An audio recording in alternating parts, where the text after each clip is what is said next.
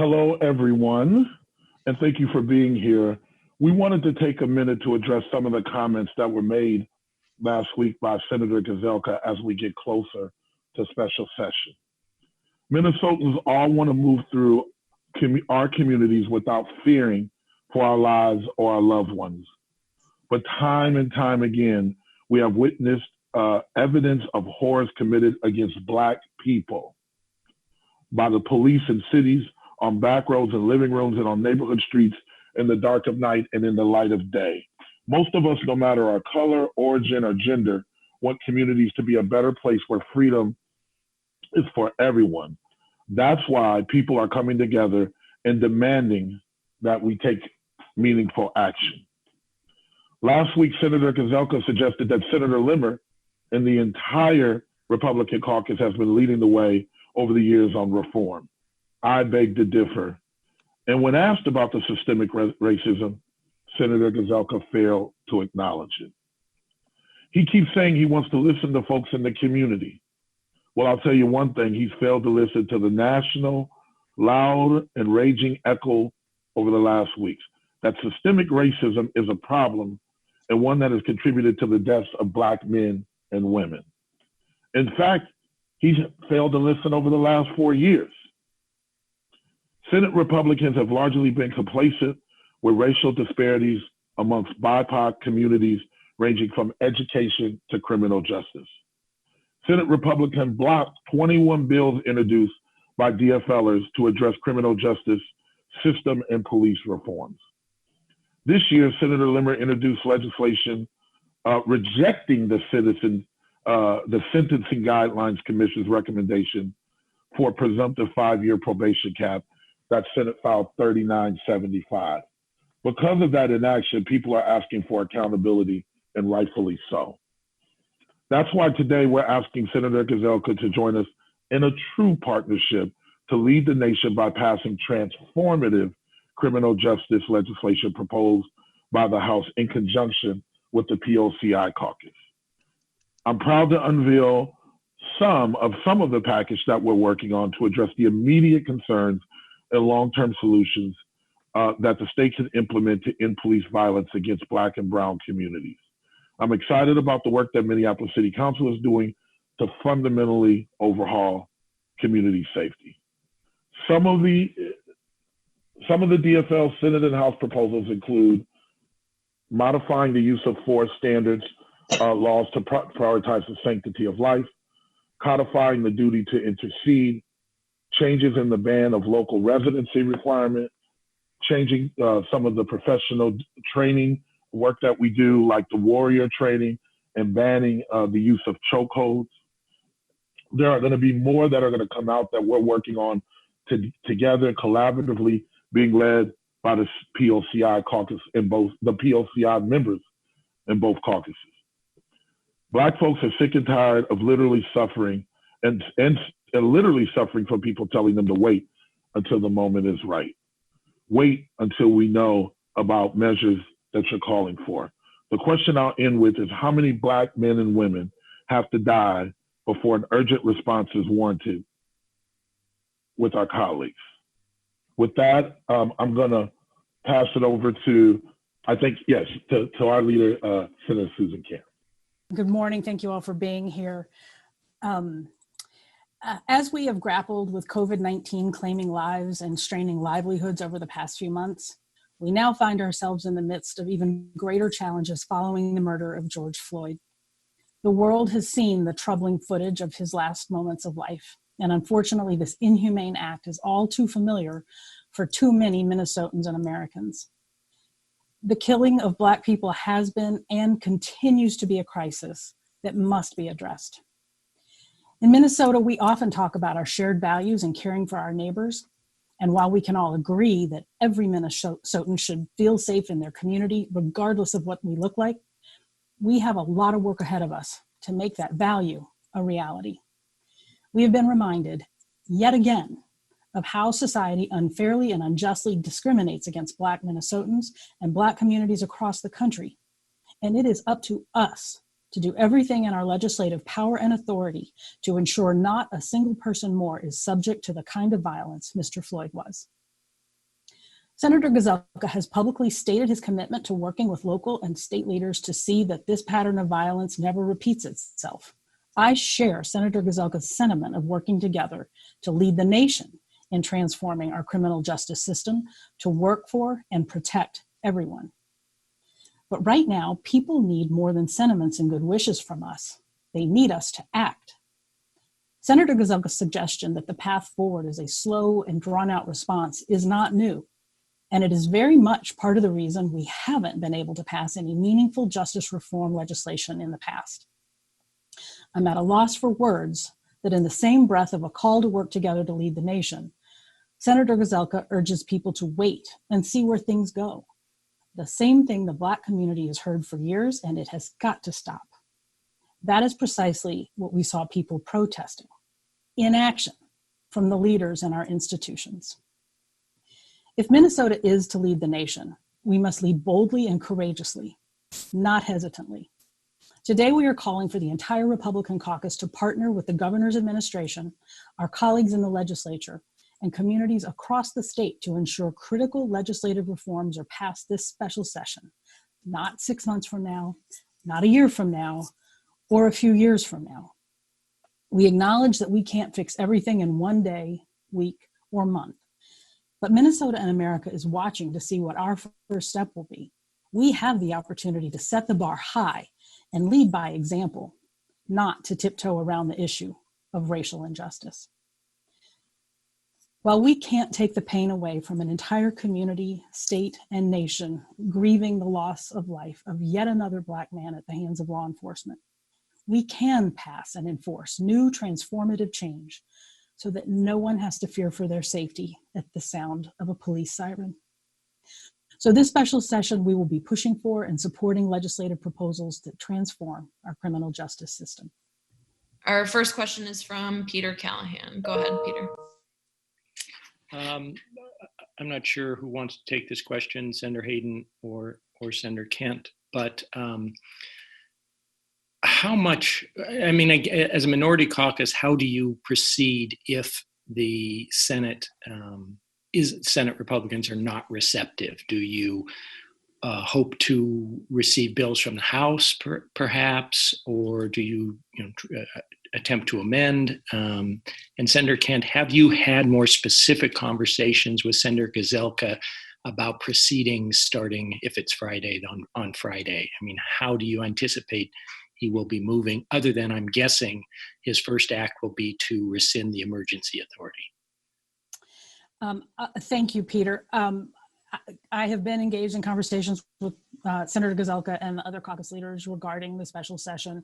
Our timeline was changed in the wake of what we've seen after Mr. Floyd's murder and the community protests.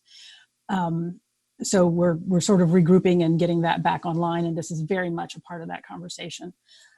We're still figuring it out is the short answer to that, but that's why we are trying to make this call and say, and make sure that everybody understands that this is an urgent situation. If we had any other sort of emergency around the state of Minnesota, a natural disaster, for example, we would take this up quickly. We would not talk about deliberative needs to evaluate the situation. We would take care of the people who were being hurt and damaged and make sure that they were safe. And that's what we're calling for in this case.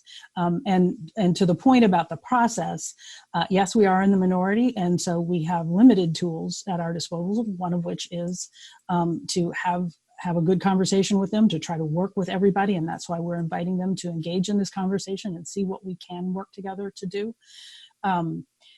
We obviously have, our legislative opportunities, and to your point, bills will be coming over from the House. But in reality, in the past, bills have come over from the House. Bills have been offered from the Senate. There are even good bills, some reasonable bills that have been offered by Republicans that haven't gotten hearings and not made progress. So again, this is about making the call for handling this urgent situation with the urgent response it needs. And next we have a question from Theo Key. Theo, if you want to ask your question. Hi, Senator And I'm wondering if the Senate Democratic Caucus thinks the state should sit by and let the Minneapolis Police Department do as what 9 council members are now calling for, dismantling the Minneapolis Police. There's no doubt that the criminal justice system is failing Black communities and communities of color at disproportionate rates, and that it needs to change. And there needs to be transformational criminal justice changes and legislation. At this point, we are not aware of any legislative suggestions to abolish the police, but we do need to have conversations, meaningful conversations about how resources are distributed, to make sure that that we have systems in place that support people and are preventative in nature rather than retributionist. So. Let me ask a follow-up then. Do you support, the word is dismantle, and maybe the question is to be asked about whether you think that's a problematic word to use, but do you support dismantling the Minneapolis Police Department and starting over with something else? It's not our place to support or not support that. That is a local issue, and historically the legislature tends to stay out of that. I think if you raise the right question, what is meant by what people are describing? I think from what I've been able to start listening to and reading about, I think there's a lot of exaggeration about what is intended. I think it's important to ask what people mean when they use some of these words and make sure we understand what they're envisioning. But right now, that's not something that's before us for a special session. And next we have a question from Mary LaHammer. If you want to ask your question, Mary. Thank you. I will start with Senator Hayden. I know last time we spoke, you said, no votes on a bonding bill until this is addressed. Can you talk about any, feedback or olive branch or anything you received from the majority caucus in trying to secure your votes? I do know Senator Gazelka said that he expects to have more money for rebuilding Minneapolis-St. Paul. Does that incentivize you at all? Can you give us an update on that, please? Good. Thank you, Mary. Well, I've had I've had one conversation with Senator Gazelka. It was high level and general in nature. I think though it wasn't at my invitation, I wasn't there. I think he got out to the region a little bit on his own. I know that we've had the governor out, so folks know what's going on. We need the proposals that we have on law enforcement reform, from my perspective, and certainly from the colleagues in the POCI caucus and allies, is that this is at the top of the list. And so we know we got this issue in our region, West Broadway, University, of course, Lake Street, in which we need to get things moving. What I would hope is that the majority in the Minnesota Senate wouldn't try to not do criminal justice reform and then do some recovery work and try to create some sort of Sophie's choice. And if that's an offensive word to some, I don't mean any disrespect, but you understand what I mean. I think I know we can do both. And I would hope, and my hopes are fading as I listen to Senator Gazelka's comments, that we wouldn't politicize this issue.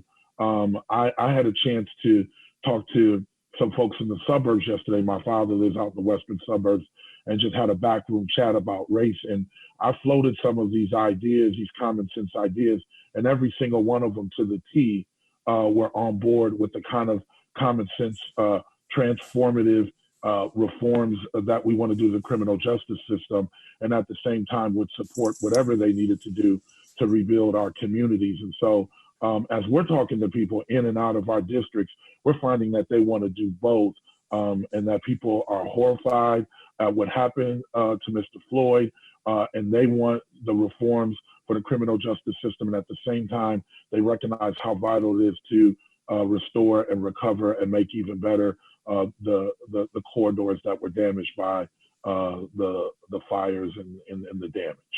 Thanks, Senator Hayden. Can I also pose the question to Senator Kent? Have you seen a draft of the bonding bill? Is anyone in your caucus interested in a bonding bill at this juncture? Where is that issue broadly in the caucus? We continue to have those negotiations. That's been a part of the discussion with caucus leaders and with the bonding chairs and leads. There's a process taking place internally to try to build to something that that we hope will be a good bipartisan bill that can get the votes it needs to pass. Hopefully, a very strong vote by all caucuses. So that's part of it, but it's, as you know, there are multiple discussions, multiple priorities. We just want this to be everyone's priority, as it should be. And next we have a question from Ricardo Lopez, if you want to ask your question. Sure. Hi, Senator Hayden. This is Ricardo. Obviously, sorry. And my question is, I don't think I can recall you speaking out so forcefully on your experience in the legislature. As it comes to race. I mean, I don't think I've heard you talk about your Republican colleagues in such a way. I'm just curious if you could talk to us a little bit about what's shifted now and why you're pushing back on Gazelka's comments and why they might make you pessimistic. Well, thank you, Ricardo. No, we've talked about race since I've been in the legislature for the last 12 years. I remember you reported in the Strib when we got the equity provisions going, and I asked the then governor, did he care more about walleyes than black people? That's what you reported on. So I know you've been around and had a lot of assignments, but I'll remind you that we've talked strongly about race and my colleagues and equity in all forms and all of the deficits that we have. So one, this is something that we have really pushed on.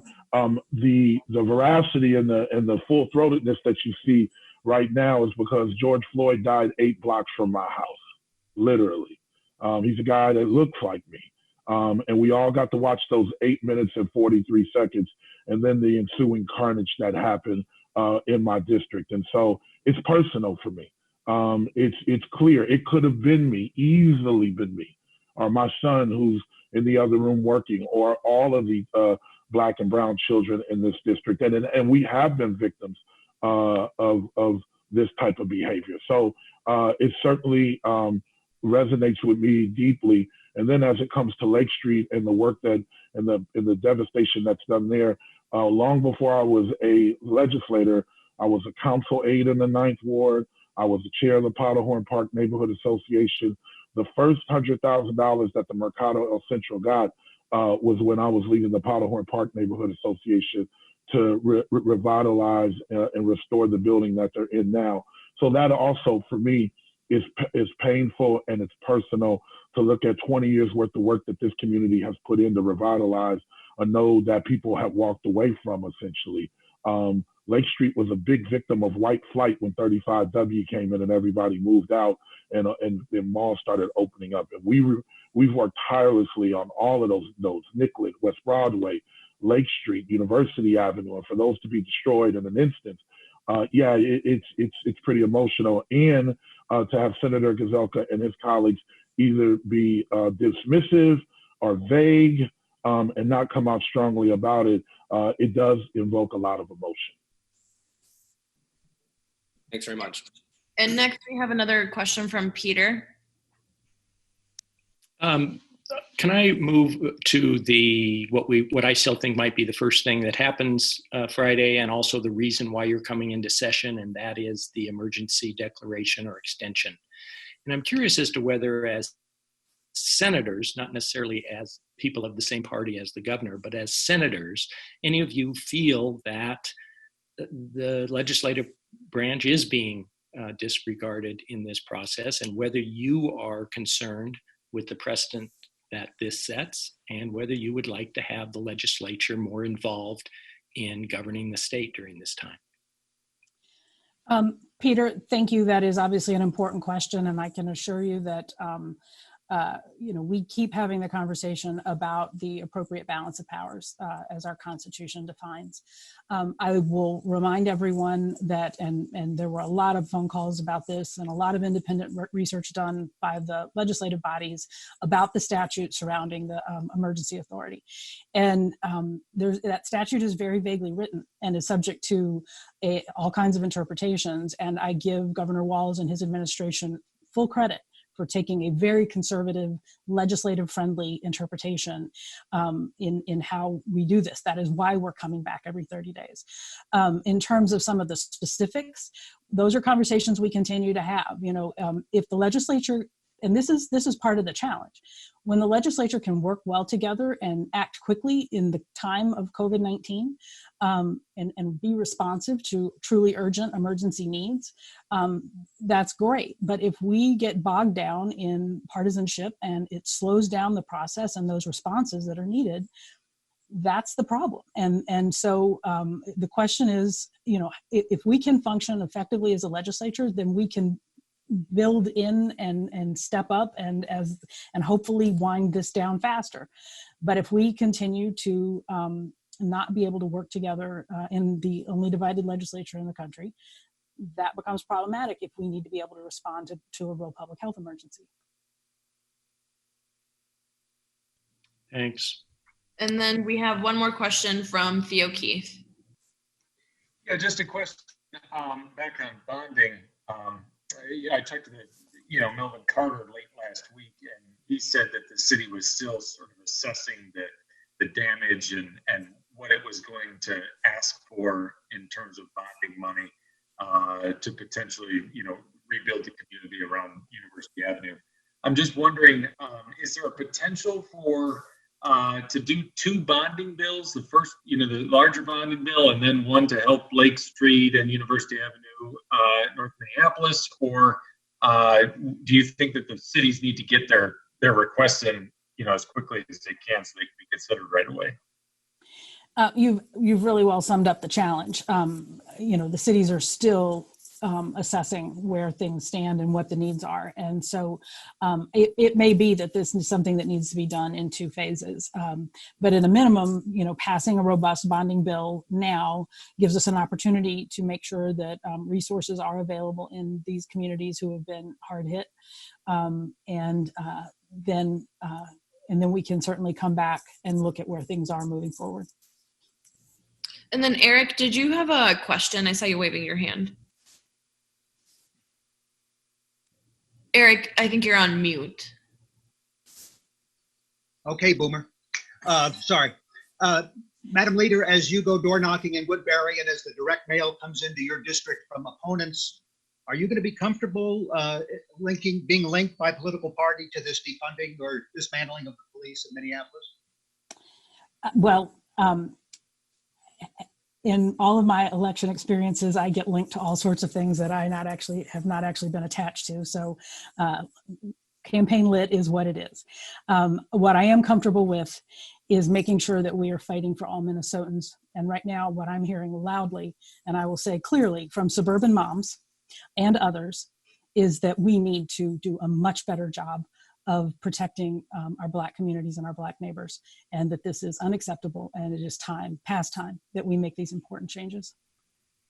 Can I just say one word about campaign literature? Please remember that the Republican Party is the party that in numerous campaigns all around the state, including Susan Kent's opponent, put literature that featured the Black guy from Minneapolis, Jeff Hayden, the gay guy from Minneapolis, Scott Dibble, and the Jewish guy, our mayor, in an effort to race bait it wasn't even dog whistling, it was just plain putting it right out there, racist, homophobic, anti-Semitic, fear of people different and othering us in an effort to win their elections. So campaign lit is what it is. This is what the other party is going to do. And then we have a question from Tori Van Oot. Yep, just to follow up on Theo's question about bonding and Minneapolis and St. Paul communities affected by some of the damage. Are there other funding mechanisms, other pots of money you're thinking about to help provide rebuilding support and support to some of the damaged businesses? This is part of the bonding conversation, particularly because there are different types of bonds that can be used for different types of projects. And so that's what we're looking at there. And yeah, this is going to be challenging because, as we know, this has been a tough time for businesses and livelihoods because of COVID, and now this. We need to be committed to working hard and coming up with good solutions so that we can support these parts of our communities and have them come out whole and strong after we rebuild. Do we have any more questions? I don't see any more in the chat, or I don't see anybody else's hands raised.